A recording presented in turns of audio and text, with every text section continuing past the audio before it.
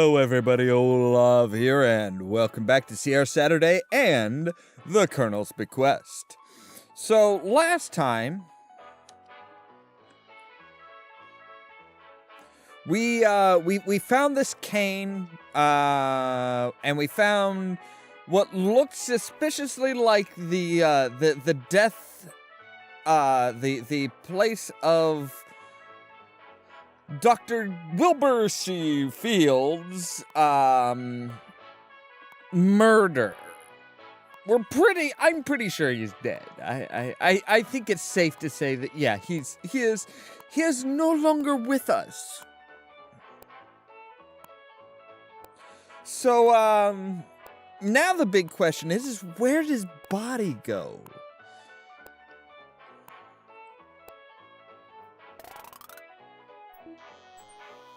I mean, it's obviously not in his room, because we checked there. It's not in the library anymore, because, well, that's where his blood was. You see a rusted iron bell at the top of an old bell tower. A rope dangles a short distance beneath the bell, while the ladder runs up to the tower side. Behind a weather-beaten fence, you notice the remains of the old plantation's fields. Okay, so there's a rusted bell. Fantastic. We do have an oil can. We do still have the oil can.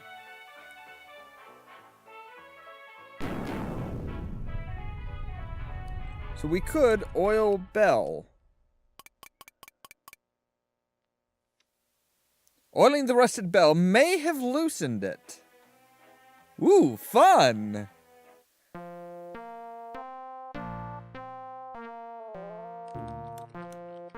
Ethel? Ethel must need the cool night air to help her clear her head. Or is she just wandering mindlessly?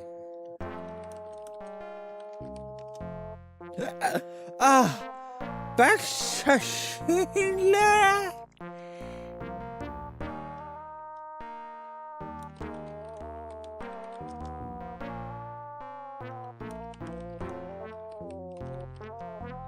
What's you say here?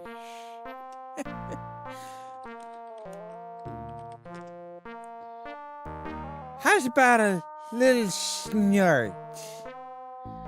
Wait, are you now on cocaine, or are you just like, using old-timey words for boozing? Okay, we should save. Because we're gonna do something incredibly stupid. We're gonna stand under the bell.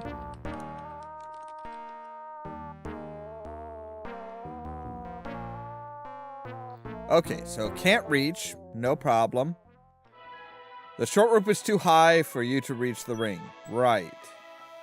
Use cane on bell ring.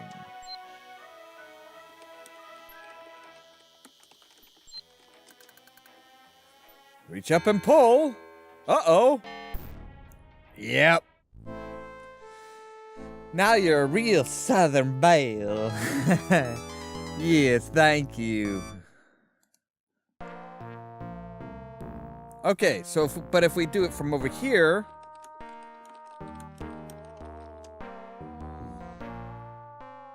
look out, it's falling. Whew, that was close. Yes, it was. Look at bell. What's that attached to bell? Some sort of old metal crank. Get crank. Okay, thinking it might be useful, you remove the crank from the bell and take it with you. So now we have a crank. I have no idea what we're going to do with the crank, but we have a crank. Was there a note? I know there was a note, but that was directing us towards the water nymph. We found the old Bible in here.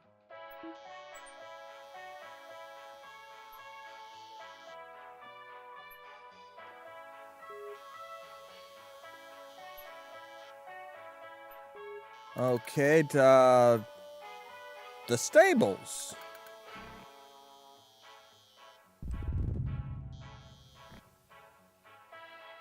There's only one stall in this old stable, and there's an old broken down nag in the stall. You deduce this must be Blaze. Oh no! What's happened to Wilbur? Someone must have hit him over the head and killed him. Nervously, you look behind you, but there's no one there. It's because it didn't happen here, though there is suspiciously a lot of blood here.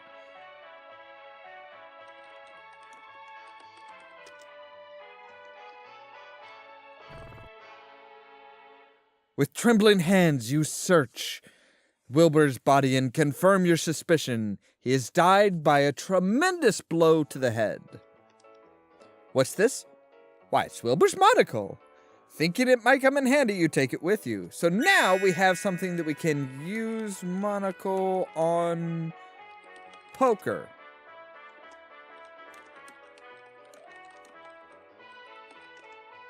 You examine the entire fireplace poker with the monocle. Oh no, there are traces of blood on it. Yep, that was the murder weapon, and I think they conked him in the library, dragged him out. Like I said, but there's a lot of blood here too, which is suspicious. You carefully examine the white handkerchief using Wilbur's monocle, much like a magnifying glass. Why, what's this? You see a small EP in one corner of the white lace trim. Right, that's Ethel's name. I don't remember what her last name is. Prune, I think it is. Probably because they all, a lot of them are kind of like associated with, or vaguely associated with clues. So we have Ethel Plume instead of Miss Plum. Prune instead of plum, and we also have Dijon instead of mustard. Oh, they really...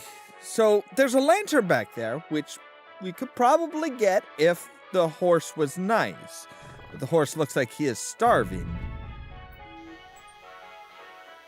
So, yeah, we can now look at things closely, which is nice.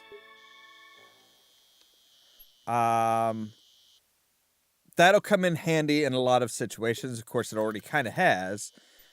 What is it with this playhouse? I mean, it is an old playhouse that some long ago children played in. Is there anything in here? You're inside a leaky old playhouse with Lillian.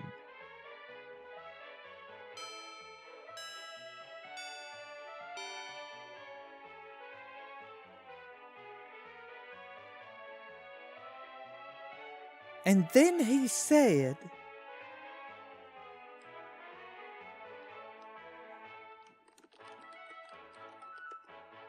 "Huh? What are you doing here, Laura?" It would appear that Lillian is more interested in reading a book to some old dolls than talking to you. It would probably be best to leave her alone right now. Probably, but I'm not good at figuring out what's best.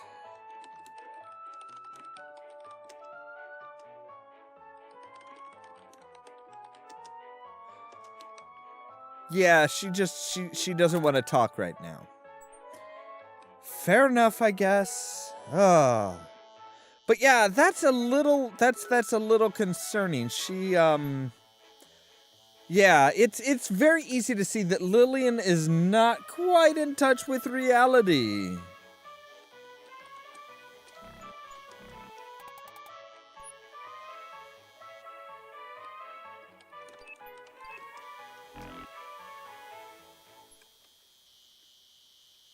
So, okay, yeah, the crank, I'm not sure what we're supposed to do with the crank quite yet.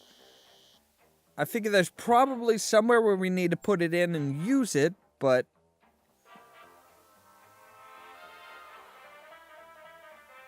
I wonder, is Cecile home?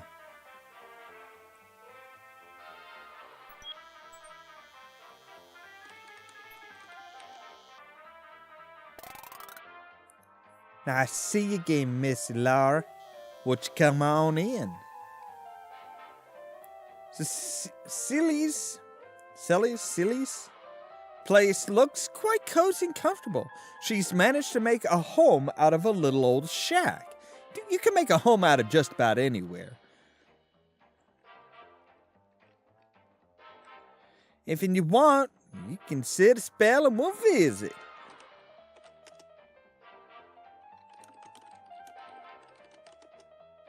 Poor Missy Lillian, that girl's had her troubles. I don't want to talk too much, but her daddy's suicide hit the poor little thing hard. And then to have her mama care more about her liquor than her own daughter, oh, it was sad, all right.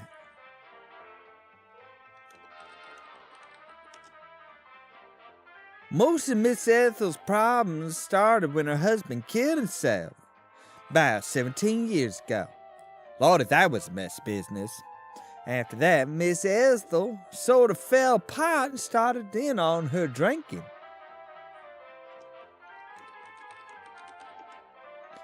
I see nothing but trouble with him.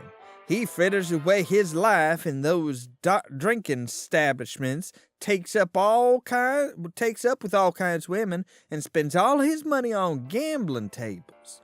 I hear tell he's up to his ears in gambling debts. That was Rudy. Ask about Wilbur. I don't trust that doctor around Colonel Henry. Don't know much about him, but he don't seem right in the head to me. What about Clarence? I think he's took lots of Colonel Henry's money over the years. I don't know why I think that, I just do. You are you are like the, if you haven't caught on to the clues here, let us just drive this nail right into your forehead. All right, how about Gloria? No, Gloria. Missy Gloria ain't much different from her mama, just younger's all. So about her mama, she don't care nothing about Colonel Henry. All she cares about is his money. It's just the same as with her poor dead husband. Really? Colonel Henry's a nice enough man. All he wants is to be left alone. Can't blame him that. How about Jeeves? Jeeves is hard to figure. I think him and Fifi could be up to something since I seen them winking and blowing kisses at each other. But Fifi's a real conniver, all right. She know what she wants, and she'll use any means to get it. And I mean any means.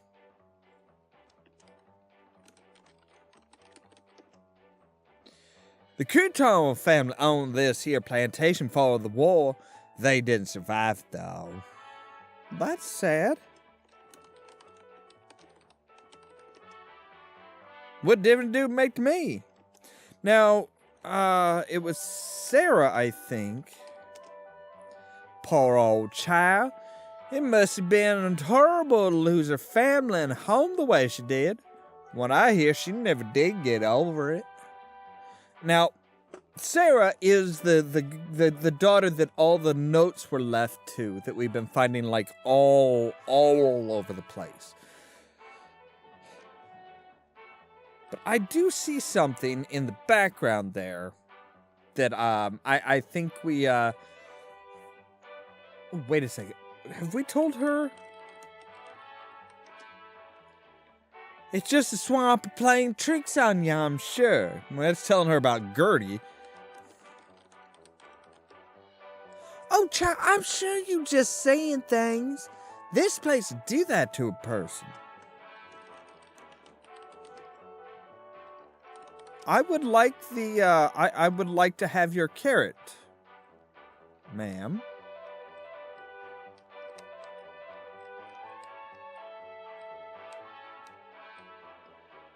There we go, okay. Before taking the carrot, you look at Cecile for permission. She nods her approval, and you take the juicy-looking carrot for yourself. Yay, we have a carrot! Which will come in handy, as we need something to feed to Blaze in order to keep him from kicking our teeth out, I have a feeling. We may rack up a couple deaths today if we can get back over to the stables before time ends. And true to form, notice the body of Wilbur is gone.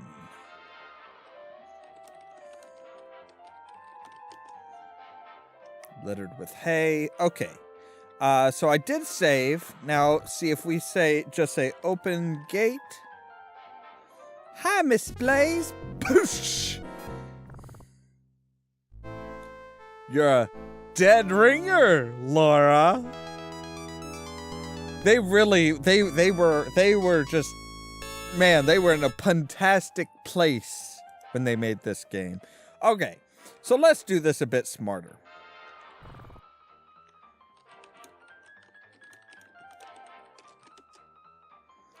You hold the carrot in front of Blaze's nose, who begins to cautiously sniff at it.